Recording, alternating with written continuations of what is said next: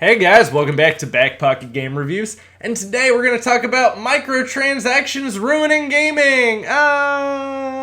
It's so terrifying. By the way, if you're new here to the channel, don't forget to click that subscribe button, and also if you enjoy the video, don't forget to drop a thumbs up. It's your way of essentially helping us grow the community and saying that you liked the video.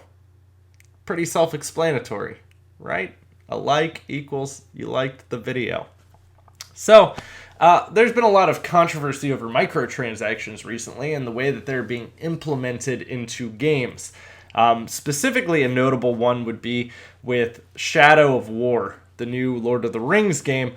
A lot of people were very upset because there's loot boxes in the game. Now, I will be fair about this. There is no online multiplayer. You can literally still beat this game without buying a single loot box.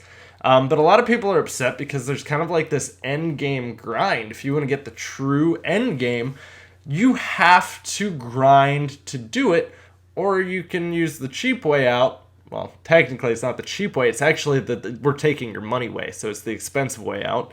And you can buy some loot boxes and get these legendary orcs that you need to essentially get to the end game and the actual final cutscene. I think it's really weird because like people are bitching about this, but in that same instance, you know how many games are a grind and I pay specifically because I want to grind in those games?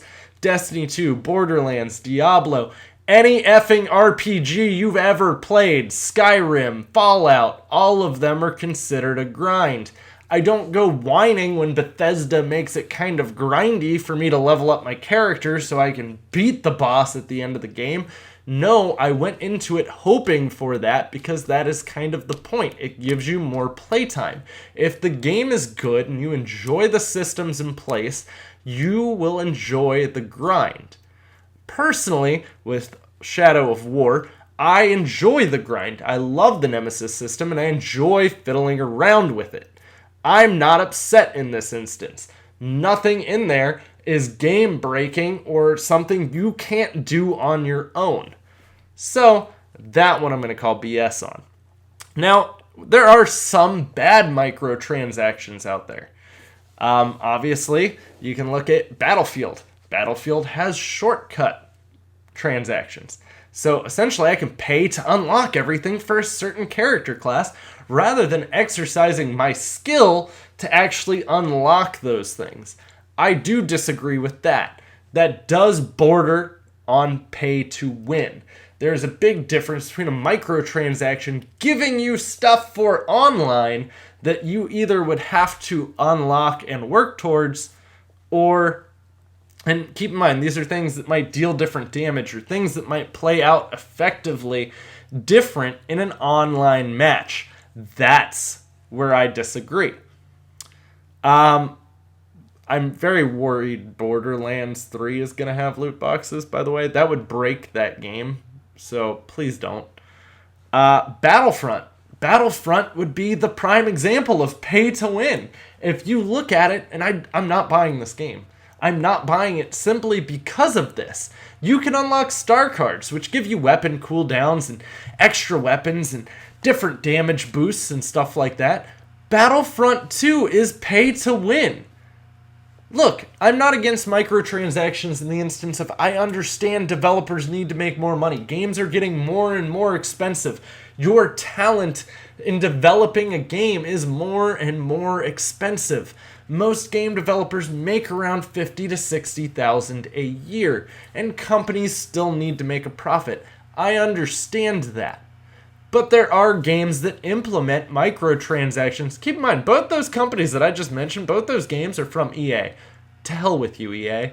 Of course you're the greedy company to do it. We won't even get into your Madden or your FIFA microtransactions. 2K is also just as responsible for this. When you look at 2K18, if you want to create a character, you do essentially have to pay to create a decent character. If not, it's gonna suck. So those are like the bad instances. But then you can look at other instances where these microtransactions were done in a decent manner. Destiny 2 is one of them. And a lot of people got up in arms because they were selling guns. And keep in mind, those guns are just cosmetic. They're not even the best guns in the game. They're not even close to being good guns in the game.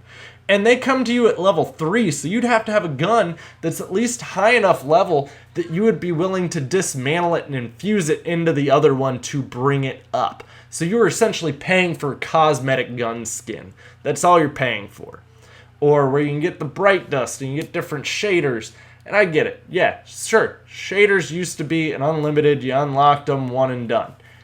Well, shaders you can still earn in the game. You can even still get bright dust in the game without paying. It's just for the people who might want to unlock like the extra emotes, like the ramen or the table flip, which is my favorite one and the one that I currently rock. But then you can also look at Overwatch, where you can buy these loot boxes. Overwatch has probably made more money off of me than any other game developer or game. And it's simply because every time they run an event, I typically buy about $20 worth of loot boxes per event. Yeah, I like the skins, alright? The skins don't do anything for you. You don't play differently. There's nothing that changes the way that game plays for you. If you spend $0, that game still is going to play exactly the same for you as someone who spent money on it. Those are also things you can get without spending money. You're just going to have to play a shit ton of Overwatch if you really want to get all of the stuff from the loot boxes, though. I don't have that kind of free time anymore. Halo 5 would be another really good example of loot boxes. All of it is stuff for either the Warzone gameplay, which you earn and unlock normally anyways, or it's all stuff that you... And, I mean, they give you a lot of these commendations in Halo 5. It's not like you really need to spend money to get them. They toss them to you every time you level up, if you accomplish certain things every day just for signing in that day. I mean, they literally just toss them at you. Nothing in there, though, changes the way the game plays unless you're a huge person playing Warzone. If you are, you're not really going to care about the way it changes the game because essentially you're all attacking NPC characters for the most part. Gears of War 4 would be another one I felt did it pretty decently.